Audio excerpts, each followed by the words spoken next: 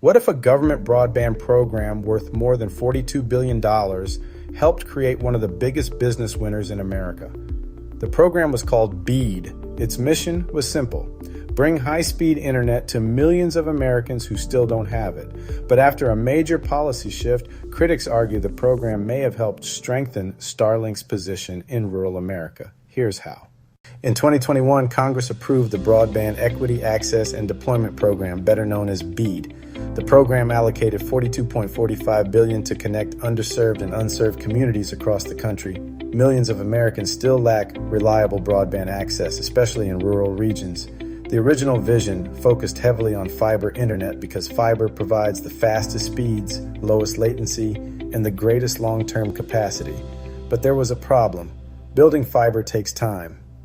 Before construction could begin, states had to create plans, maps had to be verified, and funding approvals had to move through multiple layers of government. By 2025, much of the BEAD funding was still in the planning stage.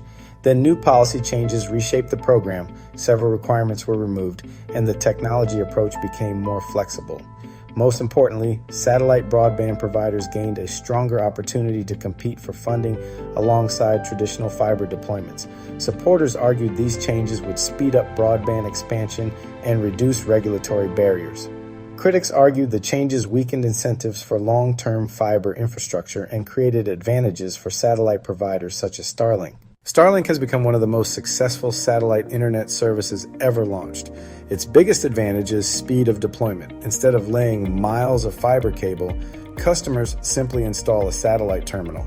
That makes Starlink particularly attractive in remote areas where traditional infrastructure is expensive. As broadband deployment remains slow in many rural communities, Starlink continued growing its subscriber base. For investors, those subscribers represent future revenue, and future revenue is one of the biggest drivers of company valuations. The larger Starlink becomes, the more valuable SpaceX becomes. This is where the debate begins. The other side argues that waiting years for perfect infrastructure leaves millions of Americans disconnected today.